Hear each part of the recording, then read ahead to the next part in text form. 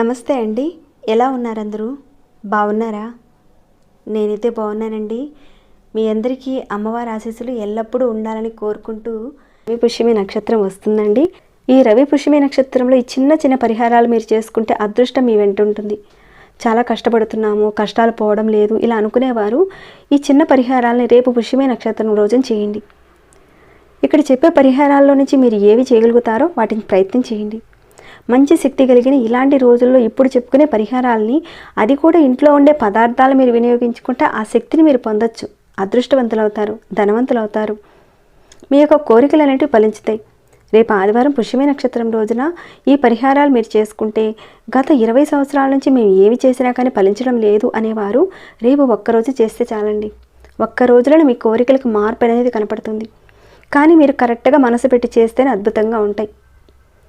రవి పుష్యమి, గురు పుష్యమి, అమావాస్య, పౌర్ణమి, గ్రహణం ఇలాంటి సమయాలన్నీ కూడా చాలా విశేషమైన శక్తిని కలిగి ఉంటాయి. అందులోనూ ఆదివారం పుష్యమి నక్షత్రంతో కూడి వస్తుంది. చాలా శక్తివంతమైన రోజండి. సూర్యుడు ఎవరి జాతకంలో అయితే బలహీనంగా ఉంటారో వారు సూర్యారాధన చేయడం వల్ల బలాన్ని పెంచుకోవచ్చు. అయితే ముందైతే ఒక చిన్న రిక్వెస్ట్ అండి, అన్ని విషయాలు తెలుసుకునే ముందు ఈ వీడియోకి ఒక చిన్న లైక్ చేయండి. అలానే సబ్స్క్రైబ్ కాకుండా ఉంటే మన ఛానల్కి సబ్స్క్రైబ్ చేసుకుని బెల్ బటన్ ప్రెస్ చేసి ఆల్రెడీ నోటిఫికేషన్ని ఆన్లో పెట్టుకోండి. ఇంకా ఈ మాఘ పౌర్ణమి రోజున చేసుకునే పూజలు పరిహారాల గురించి కూడా ఆల్రెడీ వీడియోస్ ఉన్నాయండి ఛానల్లో, మీరు ఒకసారి చూడొచ్చు వెళ్ళి. అలానే ఈ వీడియోని మీరు ఎంతమందికి షేర్ చేయగలుగుతారో అంతమందికి షేర్ చేసి పుణ్యం కట్టుకోండి. చాలా విశేషమైన ఫలితాలు ఇచ్చే రోజు కాబట్టి రేపు మీరు ఒక్కరైనా కాకుండా 10 మందికి కూడా ఉపయోగపడేలా ఒక చిన్న షేర్ ఇవ్వండి ఈ వీడియోకి. అలానే ఈ వీడియో స్కిప్ చేయకుండా ఎండింగ్ వరకు చూడండి, అన్ని విషయాలు తెలుస్తాయి. అలానే ఇక్కడ కొన్ని పరిహారాలు అయితే చెప్తానండి, వాటిని మీరు తూచా తప్పకుండా పాటించండి. అత్యంతమైన శక్తివంతమైన పరిహారాలండి ఇవి. కనీసం ఒక్కదాన్నైనా సరే మీరు చేయడానికి ప్రయత్నం చేయండి. సరే చూద్దామండి. అన్నీ కూడా ఈ రోజుల్లో ఉన్న శక్తి మనకి విపరీతమైన బలాన్ని ఇస్తుంది. మనం ప్రతిరోజు చేసే పూజ కంటే కూడా ఈరోజు చేసే పూజకి 1000 రెట్లు బలం కలుగుతుంది. విశేషమైన శక్తి కలిగి ఉంటుంది. కాబట్టి ఎలా చేయాలనేది 1 by 1 చెప్తాను, స్కిప్ చేయకుండా చూడండి. చాలామంది రవి పుష్యమి యోగం వచ్చిందంటే కొత్త కార్లు కొనుక్కుంటారు, బంగారాన్ని కొనుక్కుంటారు, కొత్త వస్తువులు కొనుక్కుంటారు, ఇలాంటివన్నీ కూడా చేసుకుంటారు. ఎందుకంటే అధికమైన ఫలితం వస్తుందని ఆ రకంగా చేస్తారు. ఇలాంటివన్నీ కూడా మనం కొనుక్కోవచ్చు, కానీ పెళ్ళిళ్ళు అయితే చేసుకోకూడదు ఆ రోజున. మీలో ఎవరికైనా జాతక రీత్యా రవి పుష్యవారం రోజున మీరు ఉదయం కాపర గ్లాసులో నీళ్లు తీసుకొని సూర్యుడికి అర్ఘ్యం ఇవ్వండి. మంచి విశేషమైన ఫలితాలు మీకు కలగాలంటే, అంటే పేరు ప్రతిష్టతలు కావాలి, సమాజంలో గౌరవం లేదని వారు తప్పకుండా రేపు అర్ఘ్యం ఇవ్వండి. సూర్యుడు ఉదయించేటప్పటి నుంచి అంటే ఉదయం 8 గంటల లోపుగా మీరు అర్ఘ్యం ఇవ్వండి. ఇంకా మీరు కొన్ని పదార్థాలు మీరు కలిపి ఇవ్వడం వల్ల కూడా విశేషమైన శక్తి వస్తుంది మీకు.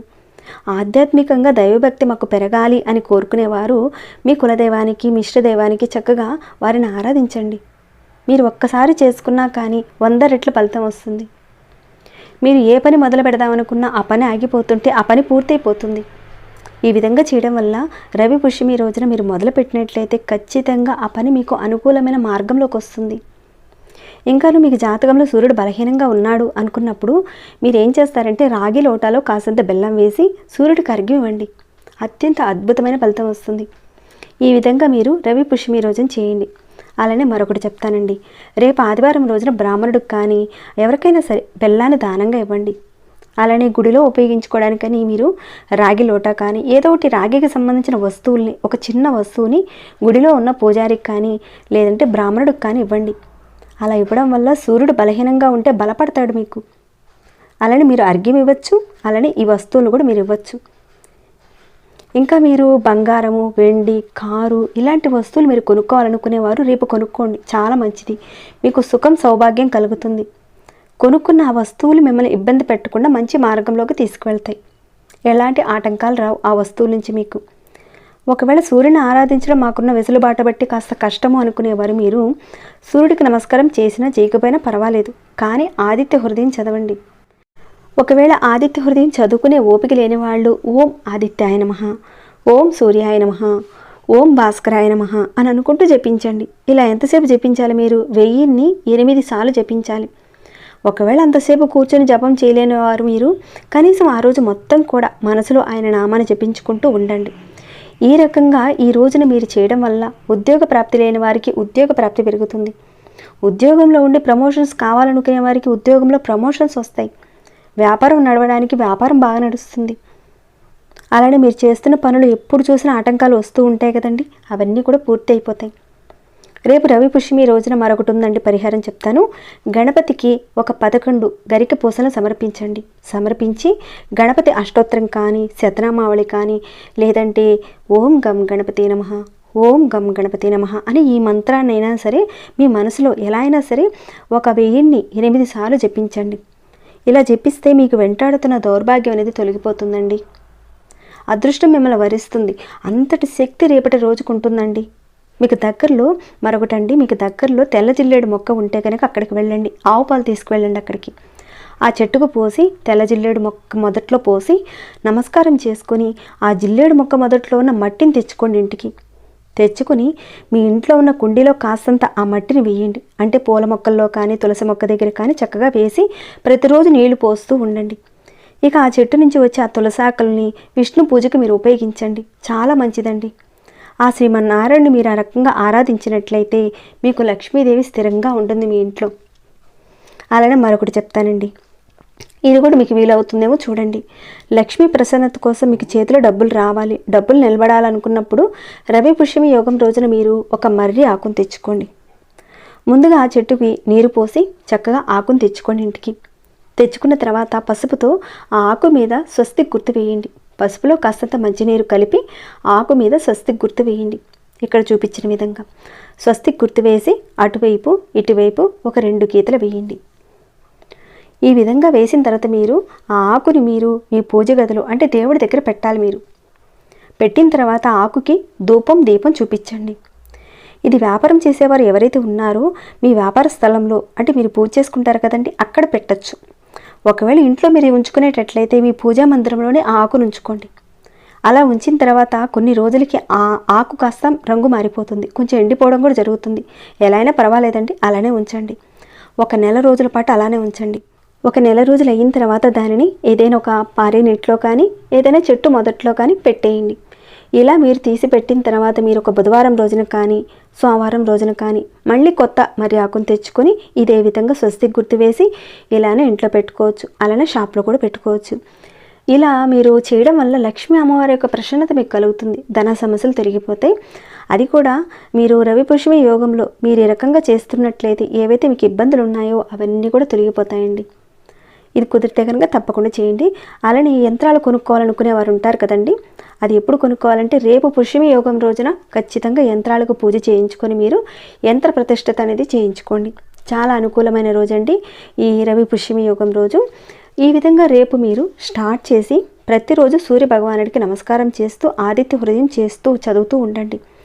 మీ జీవితంలో ఏదైతే ఉద్యోగ ప్రయత్నాలు చేసేవారు ఉన్నారో అలానే వ్యాపారం సాగడం లేదనే వారు రేపు కంటిన్యూగా మొదలుపెట్టి ఒక 41 రోజుల పాటు చేసుకున్నట్లయితే ఖచ్చితంగా మార్పులు ఉంటాయి. సూర్యభగవానుడికి విశేషమైన బలం కలిగిన రోజండి. కాబట్టి రేపు ఎలాంటి ఆర్థికపరమైన వ్యాపారపరమైనది ఏదైనా సరే స్థలాలు కొనుక్కోవాలనుకుంటున్నారు, అడ్వాన్స్ ఇద్దామనుకుంటున్నారు, ఇలా చేద్దామనుకునేవారు రేపు చాలా విశేషమైన ఫలితాలు వస్తాయండి. రేపు చేసుకోవడం వల్ల మనకి యోగిస్తుంది. రేపు చేయడం వల్ల మాకు ఇవన్నీ చేయడానికి కూడా అవకాశం లేదండి అంటారా, ఒక చిన్న పని చేయండి చెప్తాను. బెల్లాన్ని దగ్గరలో ఎక్కడైనా మీకు గోవు ఉందేమో చూడండి, గోవుకు తినిపించండి. రేపు ఆవుకి బెల్లాన్ని తినిపించితే మీకు ఇక చాలా చాలా అద్భుతమైన ఫలితాలు ఉంటాయండి జీవితంలో. అలానే మీకు దగ్గరలో ఏదైనా దేవాలయం ఉంటే కనుక దేవాలయం దగ్గరికి వెళ్ళి మట్టి ప్రమిదిలో ఆవునేతితో దీపారాధన చేయండి.